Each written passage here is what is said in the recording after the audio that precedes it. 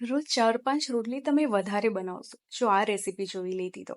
આ રેસીપી એકદમ યુનિક, એકદમ હેલ્ધી બનાવવાની છું અને ફૂલ ઓન વેજીથી એટલે કે કિડ્સ સ્પેશિયલ રેસીપી. તો સૌથી પહેલાં તો મેં 2 થી 3 બટાકાને સરસ રીતે બાફી લીધા છે, એટલે કે બોઇલ કરીને આવી રીતે એને મેશ કરી દીધા છે. એના પછી હવે આપણે એડ કરીશું સોલ્ટ, ચીલી ફ્લેક્સ, ઓરેગાનો અને મિક્સ હર્બ. હોય તો તમે એડ કરી શકો છો, ના હોય તો બજારથી લઈ આવજો. કેમ કે થોડી વસ્તુ તો જોઈશે ને, તો ટેસ્ટી પણ બનશે. હવે આ બધું આપણે એડ કરી લીધું એટલે સરસ રીતે હવે mix mix mix mix mix કરી લેવાનું છે. બિલકુલ આવી રીતે સરસ રીતે એક તો મેશ કરવાનું છે, બિલકુલ પણ લમ્સ ન રહી જાય એનું ખાસ ધ્યાન રાખવું. મસ્ત મજાથી બસ એકદમ મિક્સ કરી લેવું, સેમ આવી રીતે. અને હવે હા, એ પણ જણાવો કે તમને મારી રેસીપી કેવી લાગે છે, કમેન્ટમાં જણાવજો. હવે એક પેનમાં આપણે 1 ટીસ્પૂન ઓઇલ એડ કરીશું. ઓઇલ ગરમ થઈ જશે એના પછી આપણે આ 2 વેજીસને સોટે કરવાની છે, કેપ્સિકમ અને ગાજર એટલે કે કેરેટ. આની અંદર તમે કોઈ પણ તમને ભાવતી વેજીસ યુઝ કરી શકો છો, જેમ કે બ્રોકલી છે, સ્વીટ કોર્ન, જે તમને ભાવતું એડ કરી લો. સિવાય રીંગણા, બટાકા, તુવેર, વાલોર, ગવાર, તુરિયું, દૂધી આ બધાને સ્કીપ કરજો ભાઈ, નહીંતર સારું નહીં બને અને ભાવશે પણ નહીં, બાળકો બિલકુલ નહીં ખાય.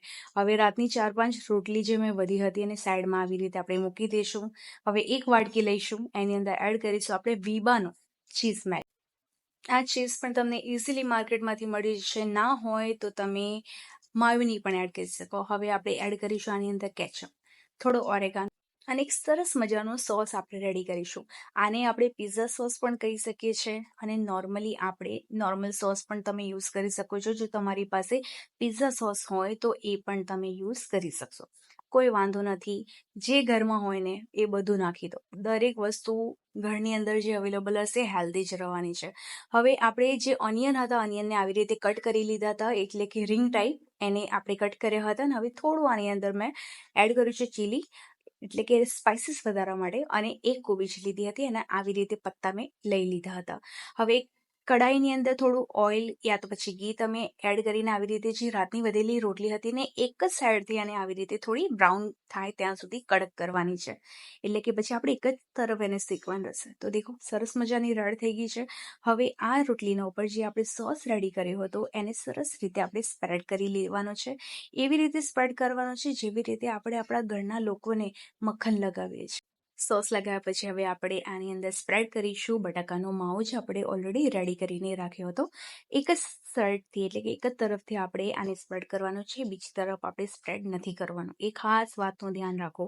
અને હવે જે આપણે બહુ બધી વેજીસની જે સોટે કરી હતી ને એક સાઈડ એવી રીતે આપણે આને સ્પ્રેડ કરી લઈશું.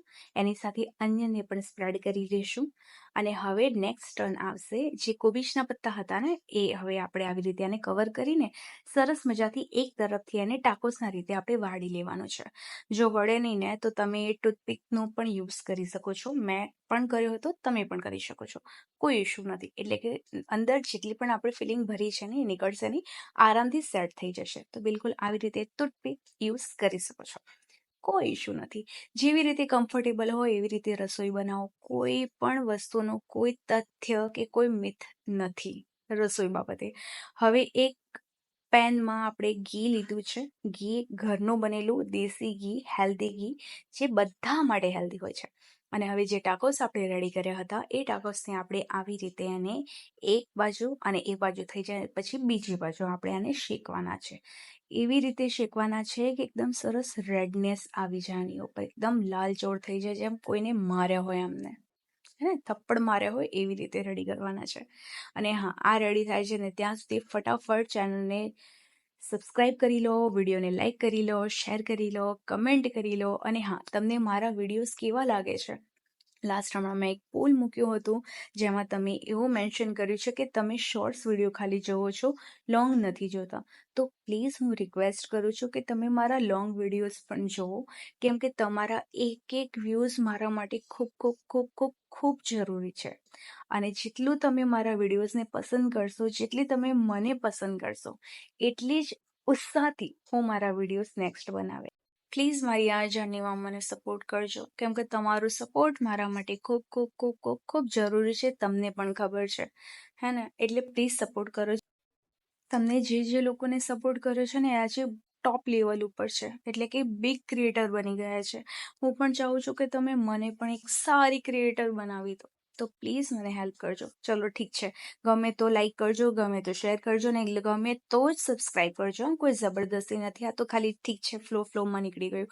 દેખો હવે ટાકોસ આપણે આવી રીતે રેડી થઈ રહ્યા છે. એક તરફ સરસ રીતે રેડ થઈ ગયો હતો, એટલે કે ગોલ્ડન બ્રાઉન થઈ ગયું છે. બિલકુલ આવી રીતે બધા ટાકોસ રેડી કરી લો. તમારી પાસે જેટલી રોટલી હોય ને બધી રોટલી આવી રીતે તમે રેડી કરીને સરસ મજાના ટાકોસ રેડી કરો.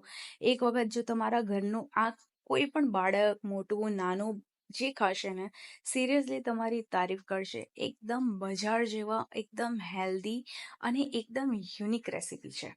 ગમે તો પ્લીઝ લાઈક કરજો, અને હા, કમેન્ટમાં જણાવજો કે તમને આ રેસીપી કેવી લાગી અને તમે નેક્સ્ટ કઈ રેસીપી જોવા માંગો છો. તમે આ રેસીપી કઈ કઈ જગ્યાએથી જોઈ રહ્યા છો એ પણ પ્લીઝ મેન્શન કરજો. તો હવે ખાતા રહો, પીતા રહો અને ખુશ રહો, એટલે કે ખાઓ પીઓ ખુશ રહો. મળીએ હવે આપણે નેક્સ્ટ વિડીયોમાં. ત્યાં સુધી એન્જોય ગરમા ગરમ ટાકો. તો હવે શું, રેસીપી ખતમ થઈ ગઈ, વિડીયો ખતમ થઈ ગયો. ટાટા, મળીએ બીજા વિડીયોમાં. જય શ્રી કૃષ્ણ, જય શ્રી રામ.